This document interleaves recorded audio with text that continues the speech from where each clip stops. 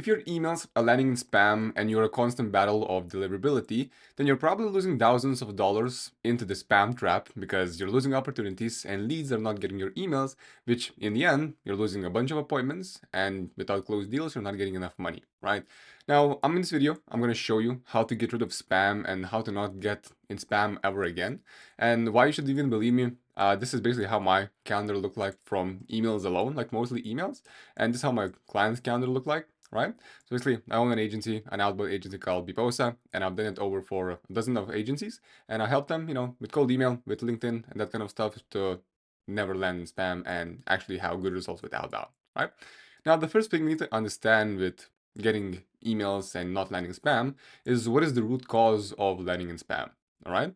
So the first thing could be the poor email authentication. You may be missing SPF, DKM, DMARC, or MX records. And I don't know if you're just beginning with cold email, this may be strange word that you are seeing, because this is basically like, for example, this image here is SPF, DKM, DMARC, MX is like basically your passport, your ID. And if you don't have one of them, right? If you don't have one of them, the security email providers are not gonna let you into those leads email inboxes, right? So this is the exact same thing right here. If you don't have any of these, four things, then you're probably gonna land in spam and people will not see your emails, and in the end, you're not making money, right? So usually what happens when you don't have those is you have like really high bounce rates, right? Now, the other thing that you need is you might be triggering spam words, right? And spam words could be, free guarantee or limited time offer. And I've actually put in this whole sentence into Mail Meter. It's a free spam checker. So whenever you write new cold email copies, go ahead, open up this website, and you'll be able to see how many words are landing in spam because of it. And for example, this sentence alone, out of 10 words, it has 7 spam words, right? And the maximum you may want to have in a cold email copy is maximum 2, right? So in this case, this would be a bad cold email. Okay. Now, the other thing is using links, images, and attachments.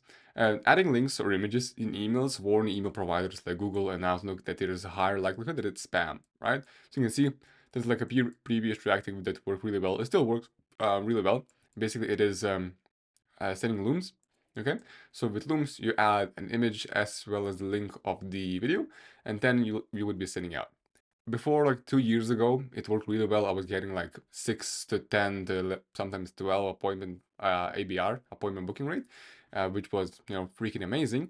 But now what happened, because, with AI and everything, email providers like Google and Outlook are becoming more smarter, and they know how to detect such spam emails.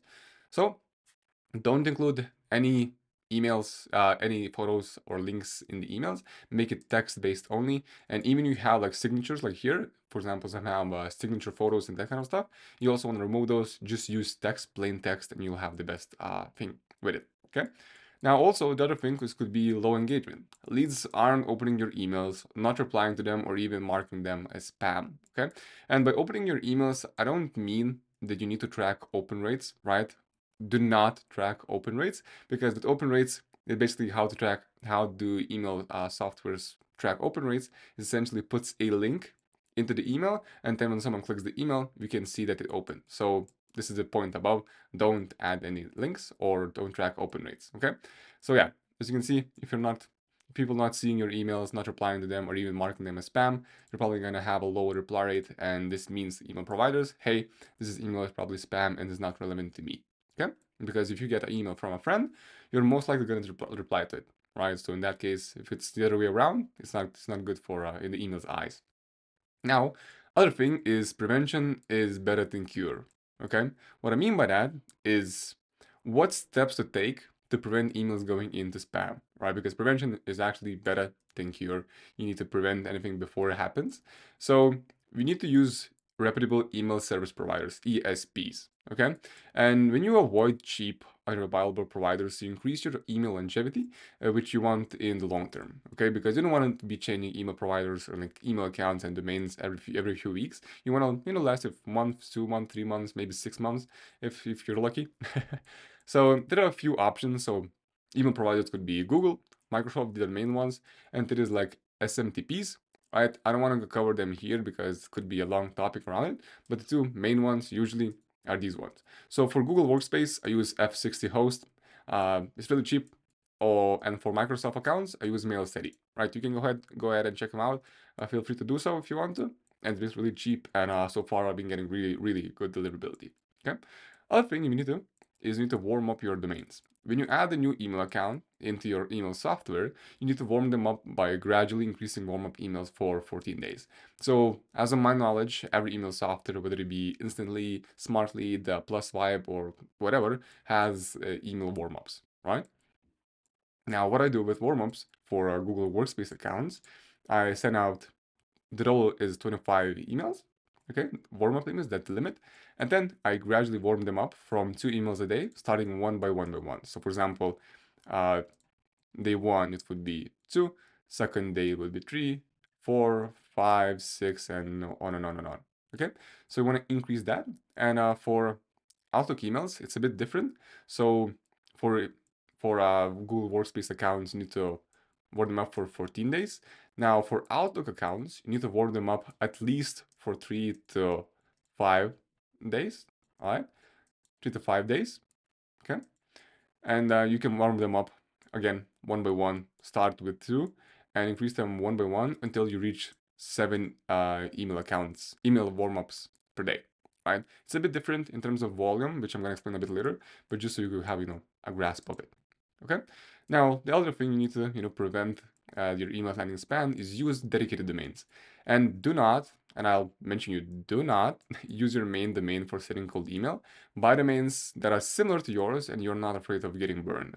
Okay, maybe you've seen it before. If you're not just starting out, you need to use different domains, because your main domain, for example, this is your main domain, you don't use it for cold emails because you're going to get banned. And for example, if you want to send out an invoice or like a email to a client, the client's not gonna reach your email because you're gonna land the spam. So you don't want to do that. What you want to do is buy a similar domain. So for example, if our domain is coldemaildomain.com, for sending cold emails, we're gonna buy the coldemaildomain.com, my coldemaildomain.com, a coldemaildomain.com, coldemaildomain.org, right? Not .com, .org, or a cold email domain with double N's, right? So just a different examples you can do, and you can buy a bunch of domains like that. Okay. Another thing we need to prevent bounce rates is monitor actual bounce rates. If a specific email account starts getting a ton of bounces, remove it from sending emails and add it into the warm-up protocol. Okay, and I'm gonna show you what a warm-up protocol is at the end of this video, so you'll understand how to get your emails. If the email is sending into spam, usually what people tell, it's bad. You'll never be able to use it again, but you can, and I'm going to show you how you can do it. Okay, so you're getting a lot of bounces. And if you don't know what email bounces mean, is basically there's a soft bounce. So this is like a temporary issue. Inbox is full, server is slow, minor technical hiccup. These can still go through later. Okay, for example, if the initial email didn't go through, then you can send a follow-up email and maybe it will go through. Okay. Second option is you have a hard bounce. Okay, so these are like a permanent issue. Email addresses doesn't exist, domain is dead, mail server blocked you. These hurt your sender reputation. Okay, and high bounce rate, email providers think you are spammy, and this is worse for deliverability. Low bounce rate, your list is clean and your emails is actually land. Okay, so this is just the difference between soft bounces, hard bounces, and what the email bounces even mean. Cool. Now, the other thing is be within sending limits. Okay, I kind of mentioned it earlier on with Outlook and Workspace. If you're sending too many emails per day from an email account, then ESPs, email service providers, will see it as suspicious activity and may blacklist you. All right, and you don't want to do that. So for Google Workspace, a safe sending limit is 25 sending emails. So this includes the initial email and the follow-ups, plus 25 warm-up emails, like I mentioned earlier, right here. Okay, right here. Now, for Microsoft 365, which is, MailSteady, that's what they sell, is a safe sending limit is 15 sending emails and 7 warm-up emails, right? So you can see it's different, but what happens with at least MailSteady is you are able to, with MailSteady you buy, I guess, tenants, and you get 100 accounts per domain, basically, okay? And with that, you're able to send 1,500 emails per tenant per day, plus 7 warm, 700 warm emails, which equals 2200 total emails. Okay. Now, with these, you actually buy with Google Workspaces. You buy each, and sorry, for mail study is gonna cost you like $49 to send out 15 new emails per day. And with Google Workspace accounts, you have to actually buy the email account, and each account costs, for example, with F60 host, $1.50. Okay, $1.50. And with that, you're able to send 25 sending emails and 25 warm-up emails. So it kind of evens out, but at scale, I'd even use MailSteady because it's a lot cheaper and I can scale it way, way, way faster. Okay, because with MailSteady, you don't have to set up SPF, DKIM, and all the other authentication stuff. You just kind of buy them, you get the emails, and you're able to send. Okay, now, so the other section of this whole thing is what are the best practices to stay off of email blacklists? Okay, because if you get blacklisted, it's kind of a pain in the ass. So what you need to do is enable SPF, DKIM, and DMARC for authentication. So this would be for Google Workspace if you're buying from F60 host or I'm guessing any other provider, unless they do those things for you. Just learn about who you're buying from. And this is usually how it looks like in terms of DNS settings. I'm not going to go into DNS and domains and that kind of stuff. It'll be a lot to do, but basically DNS, in simple words, is a code for the domain to, send your emails from. So you see, at Max Records, this is for Google. At TXT, again, Google verification, and everything goes for Google. Basically, these you get either from the provider with F60 host, or if you have the main admin account, then you can get those yourself, basically. Okay? Another thing is you need to actually segment email lists and personalize outreach for higher engagement, right? So as previously, what we did is we need actual good engagement, right? Because if leads aren't opening your emails, not replying to them, or even marking them as spam, that's a bad thing, right? So what you're gonna do is you wanna actually segment the list, because if you're sending to everyone, you're sending to no one. You wanna actually know who you're sending to and writing email copies that target that specific email segment, that list segment. And what you want to do is also personalize this outreach, right, for higher engagement. Okay, so that's what you want to do to not land in spam ever again. Cool. Now, other thing is you actually need to monitor your blacklist status using like tools like MX Toolbox and DMARC Report. So basically, open up one of these websites, and it's really simple. Basically enter your domain, your IP, and you'll be able to see how your domain or IP is performing, right? So that's a really simple step.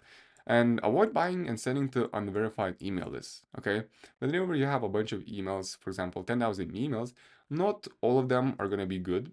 So what you wanna do, you wanna put your email list into an email validation, email verification tool, like email verifier, million verifier, and a bunch of verifiers. Basically, I suggest using million verifier. um yeah, basically insert the list and you'll see an output how many of those 10,000 emails, for example, are good or not. Okay, so this is where you're not sending to bad emails, because if you're sending to bad email, for example, out of 10,000, this would have been 2.4% of emails that bounce, basically. Okay, so not even 2%, a bit less, but basically catch-all could be also, but basically we would have bounced quite a lot. Okay, so yeah, do that. And also one thing I see that I kind of missed is add spin tags, right? It's called spin tags. Basically, what spin tags is, it essentially you have, for example, hey, let me write it out. For example, you have hey name. What spin tags would do is essentially you're gonna do, for example, like this. It's gonna be different on different providers, but basically you can do this. Have random, hey, right? And this basically what it's gonna do is every time you send an email to a different lead, it's gonna change it out often, right? For example, one time is gonna be hi name, other time gonna be hello name, other time is gonna be hey name. What it does is essentially it doesn't let email ASPs, email service providers see, for example, for Outlook and Microsoft, see that it's a repeating email, because it has a pattern. If the email is repeating, most likely it's gonna be spam or like a marketing email, right? So we want to basically add spin tags to your emails, I can read a new video on spin text alone on how to do it properly, or just ask ChatGPT how to add spin text into your emails and you'll be good to go. So basically add spin text into your emails so you wouldn't land the spam that often. Okay. Now, the other thing and the last thing is what to do if you end up in spam, right?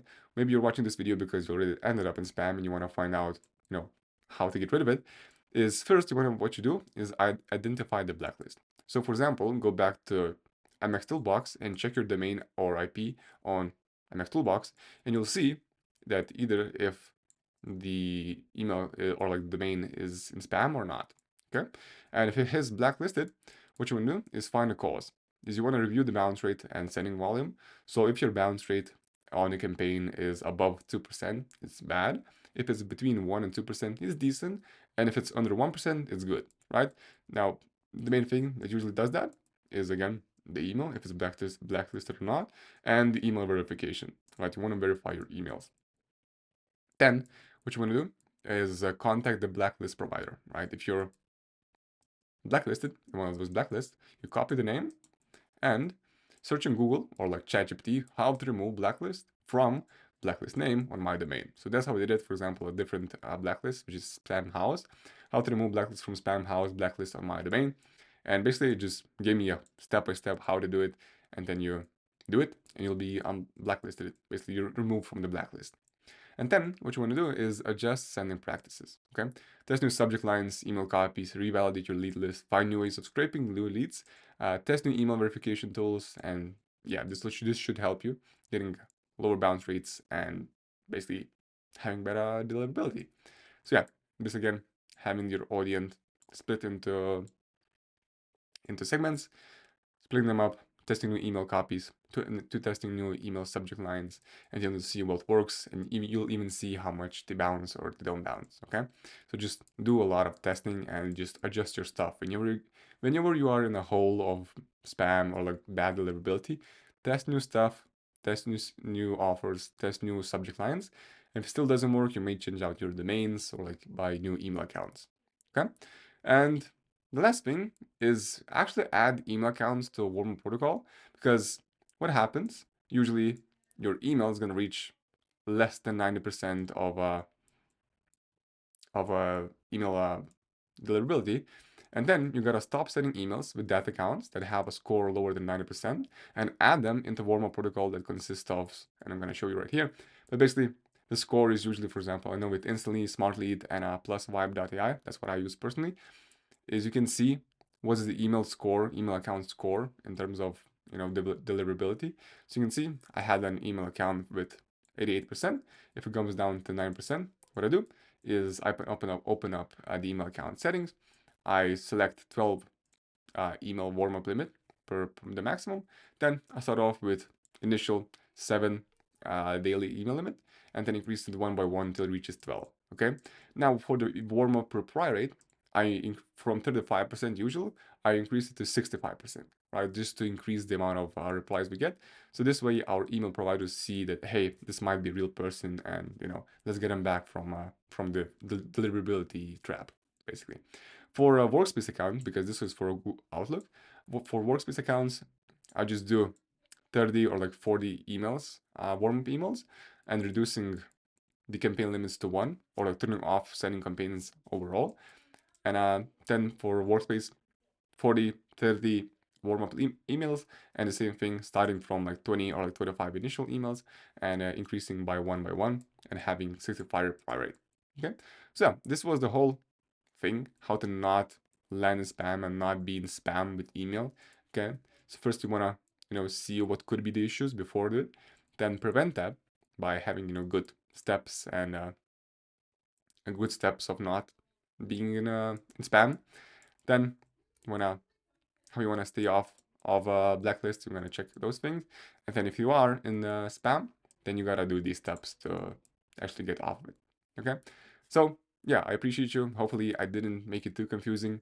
If you have any questions around anything, join my Skool group. It's gonna be the first link in the video in the description. Join my Skool group. I'll post a post, and I'll be able to basically answer any questions you may have around email, LinkedIn, whatever outbound platform you have. I'll be able to answer you with a Loom video or just a text, basically. Okay, and if you want to work with me one-on-one, there will be also a link below. Schedule a call with me, and I'll be able to see and maybe see if I can help you. If not, it's all good. I'm not gonna cry about it. All right. So appreciate you. Have an amazing day.